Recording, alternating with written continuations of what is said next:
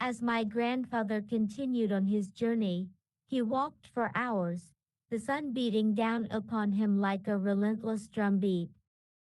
He had been warned about the dangers that lay ahead, but he pressed on, driven by a sense of curiosity and adventure. The landscape around him began to change, becoming denser and more rugged. The air grew thick with the scent of blooming flowers and damp earth. My grandfather's senses came alive as he walked, his heart pounding in anticipation. And then, without warning, he stumbled into the territory of some Titus.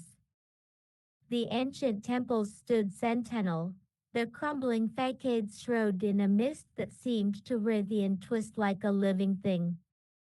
My grandfather's eyes widened as he took in the sight before him.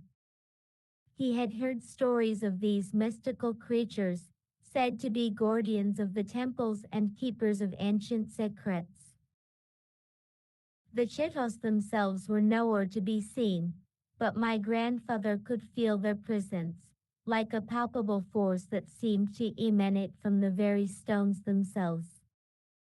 As he walked closer, the mist began to clear, revealing intricate carvings on the temple walls.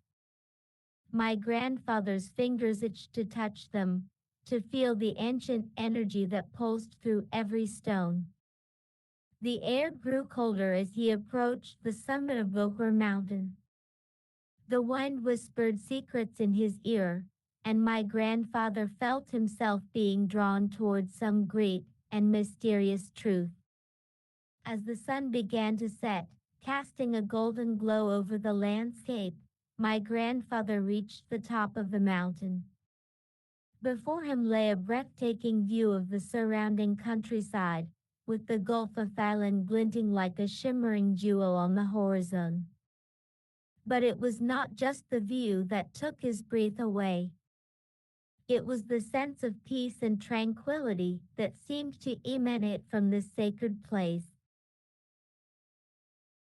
My grandfather felt as though he had stumbled into a hidden world, one that existed beyond the boundaries of time and space.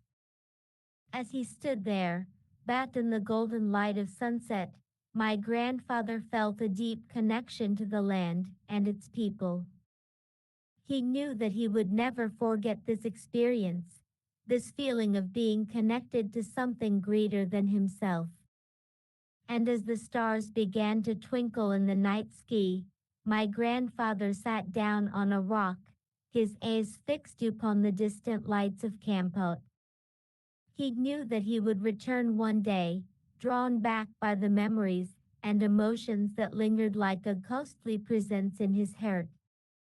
As I listened to my grandfather's tale, I felt as though I was transported to that very moment, standing alongside him on the wind-swept summit of Bokor Mountain. The air was cool and crisp, filled with the scent of blooming flowers and damp earth. And in that instant, I knew that I too would have to return one day, drawn back by the secrets and mysteries that lay hidden in the ancient stones. The tale of my grandfather's journey continued on, a winding path of wonder and discovery that took him to places both familiar and unknown. But it was this moment, standing atop Bokor Mountain, that remained forever etched in his memory like a shining star in the firmament of his heart.